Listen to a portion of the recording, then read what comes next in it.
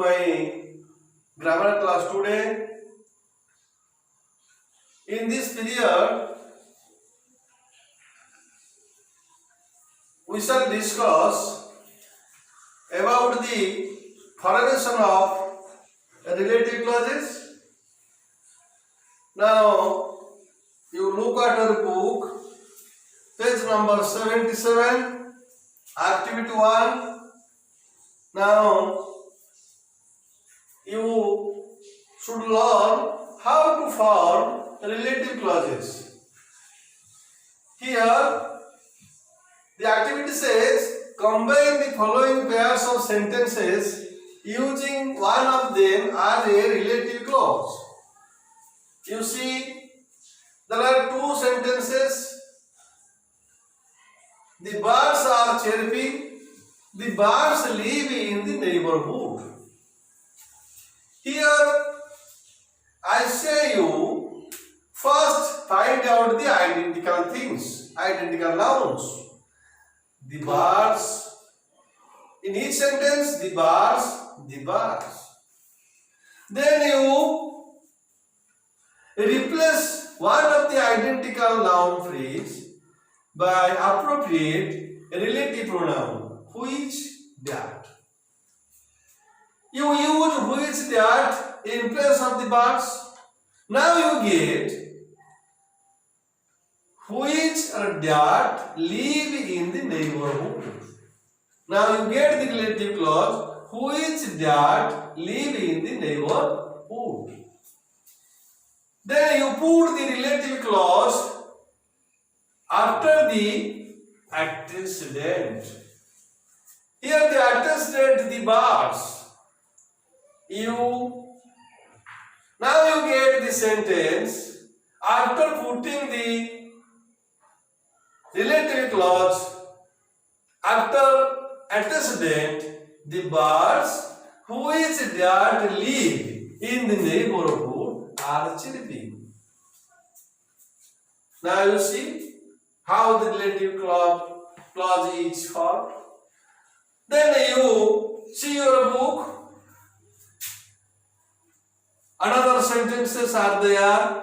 I write with the pen. My father bought the pen for me. Now, you see, the pen is the identical noun in the both the sentences. Pen is a thing. So, which is used in the place of pen in the second sentence? I write, you get the relative clause, I write with the pen which my father bought for me. I write with the pen which that my father bought for me. Next sentences, you see, the sick were delighted. Florence Nightingale, not the sick. In these two sentences, the sick are the identical noun. Now you replace the sick in the second sentence in the appropriate relative clause, relative pronoun, whom. You turn the relative pronoun at the beginning of the sentence. You get the relative clause, whom the Florence Nightingale nursed. Then you put the relative clause, whom the Florence Nightingale nursed, after the antecedent, the sick.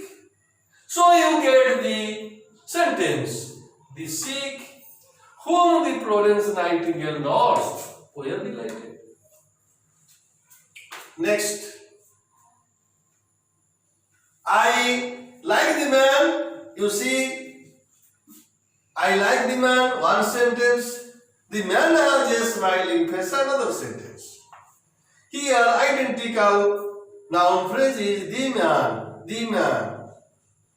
And from the second sentence, you replace the man by using who or that. you get the relative clause who, that has a smiling face. You get the relative clause who, that has a smiling face. So, you get the relative clause I like the man who or that has a smiling face. Next, the thief escaped in the dark. The thief had robbed me. You see, the thief is the identical noun phrase in both the sentence. Now you replace the thief by using who or that in the second sentence. You get the relative clause who, that had robbed me. Now you get the relative clause who, that had robbed me.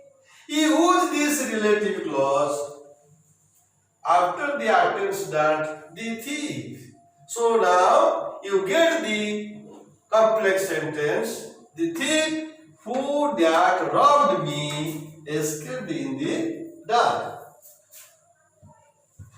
Who, that had robbed me escaped in the dark. Next, you see another two sentences in your book. The boy is our monitor. I have borrowed his book. Here, identical noun phrase is the boy, and in the second sentence, his. His is a possessive. So, in place of his, we use whose. So, we get the relative clause whose book I have borrowed. Whose book I have borrowed. Then you place the relative clause after the antecedent, the boy. Now you get the complex sentence, the boy whose book I have borrowed is our monitor. Next you see another two sentences. The chair has a cracked leg. He is sitting in the chair.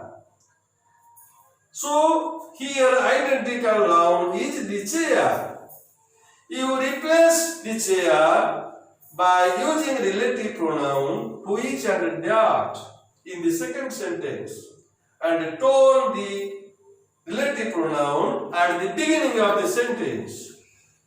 Now you get the relative clause who is that? Who is that? He is sitting in. Now, turn the relative clause, put the relative clause after the antecedent. Then we get the complex sentence, the chair. Who is that? He is sitting in as a crack. Dear students, now you see how the relative clause is formed. Complex sentence is prepared by using one of the sentence as relative clauses in the activity 1. Dear students, now you see the activity number 2.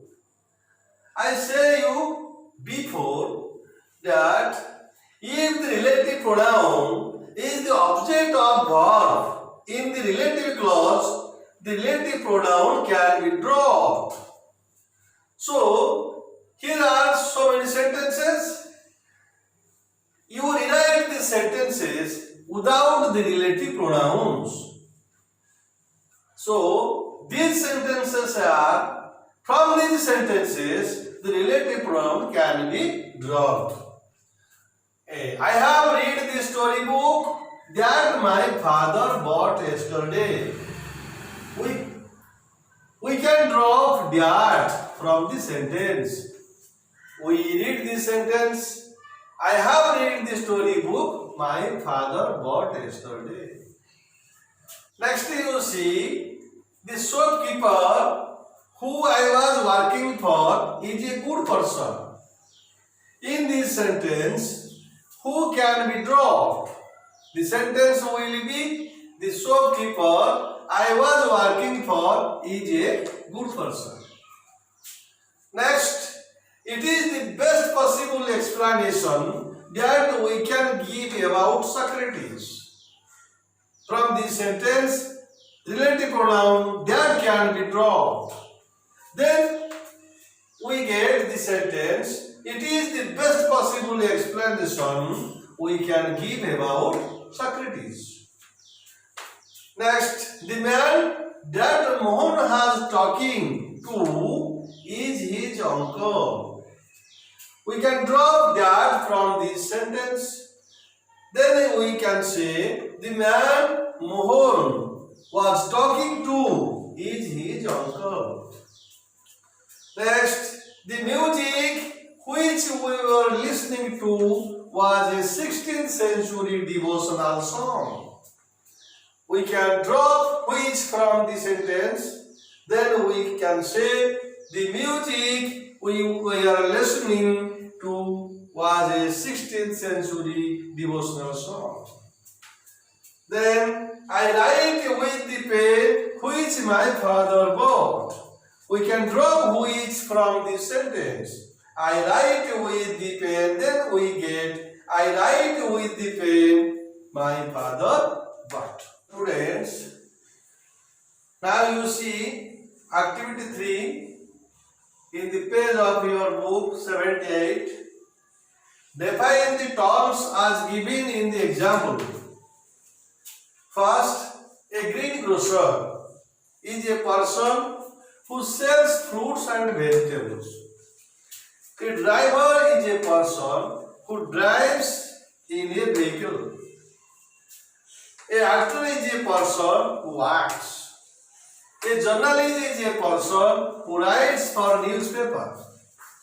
A farmer is a person who works on a farm. A patient is a person who suffers from diseases.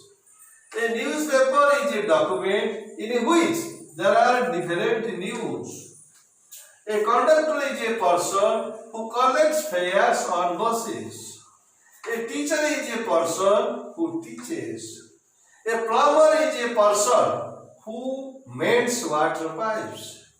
A doctor is a person who treats the patients.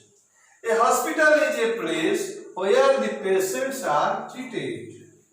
A transitive verb is a verb which has object. Dear student, you see activity 4 in your grammar book. In activity 4, there are 4 columns. Some proverbs or quotations have been given to you. Digitally put relative pronoun in column B and arrange them in proper order. Now you see how the proverbs are completed. You see in the blackboard, activity 4, first, all that glitters is not gold. That pronoun. Second, the people who live in the glass houses should not throw stones. 3, all is well that ends well. 4, he who pays the piper calls the tune. 5, he who laughs last laughs best. 6, it's a long lane that has no turning. 7, it's an ill wind that blows nobody. 8, there are no so deep as those that do not want to hear. 9, the family that prays together stays together. Dear students, now the grammar class today is over. Thank you all for watching my grammar class. You should learn the books and know more than anything. Dear students, you should wait for the next class. In my next class, we shall discuss about the defined and non-defined relative clauses. So now the class is over.